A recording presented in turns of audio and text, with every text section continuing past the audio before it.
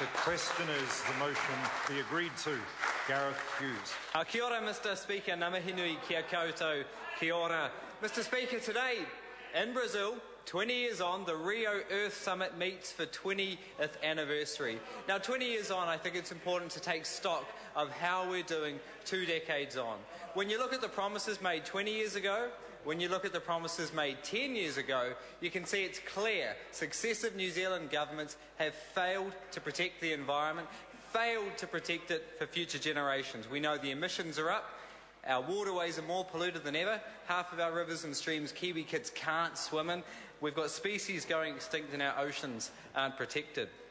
Mr Speaker, firstly, it looks at climate change. We know our emissions are up. The government promised to reduce them, but instead what we see is our emissions increasing.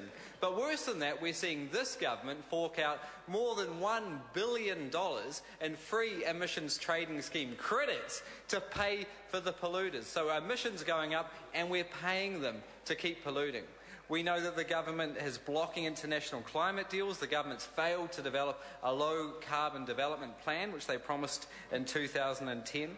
When we look at our waterways are more polluted than ever 20 years on. The quality is declining markedly. Kiwi kids can't swim in most of our lowland rivers, streams and lakes. When you look at the waters, we know there's only 55 Maori's dolphins left, but the Minister for Primary Industries sits on his hands while this dolphin species goes extinct. We know the government's embarking on a risky deep-sea oil drilling plan, opening up 40,000 square kilometres of our oceans to risky deep-sea drilling. When it comes to marine protection, the government has sat on the Marine Reserves Bill currently in Select Committee. This bill was now the second oldest bill ever to languish in a Select Committee. So while the government goes over to Rio, and today Amy Adams put out a press release saying that she was signing New Zealand up to a global oceans partnership, the only thing she could point to was her exclusive economic zone bill. The first thing is this bill isn't a conservation bill. This bill doesn't deal with protection. This bill is more of an easy drilling bill. All this bill does is rubber stamp risky deep-sea oil drilling. The Minister has signed up New Zealand once again, because of course we signed up to it in 2000 with the Labour government, signed up to a 10% marine reserve target.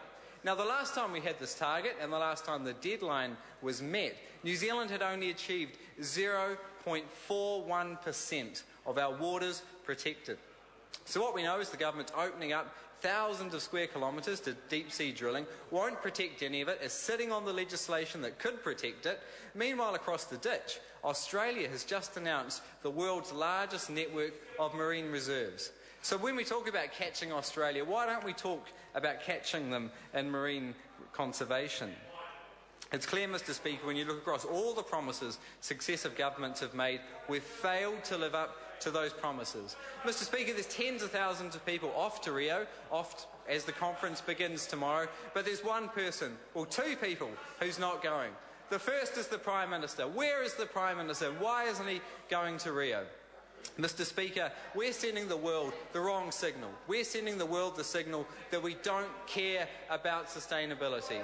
Of course, this is a strong signal, but an even stronger one is the fact that over 2 decades, we've completely failed to protect our environment. We're missing out on a huge opportunity.